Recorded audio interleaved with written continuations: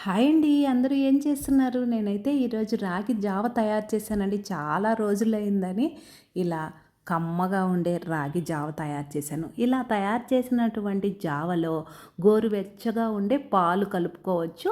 లేదంటే కమ్మని గడ్డ పెరుగు కూడా చిలికి ఇలా కలుపుకోవచ్చండి. నేనైతే ఈ రాగి జావ అనేది కొంచెం చిక్కగా చేశాను.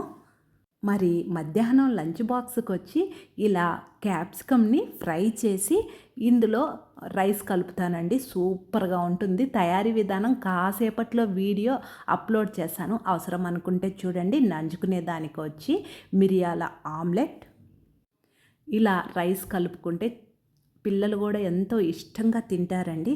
మరి రేపే కదండి సుబ్రహ్మణ్య షష్ఠి, అదేనండి స్కంద షష్ఠి. ఆ రోజు సుబ్రహ్మణ్య స్వామిని ఎలా పూజించాలో పూర్తి వివరాలతో నిన్ననే అమ్మ దీవెన ఛానల్లో వీడియో అప్లోడ్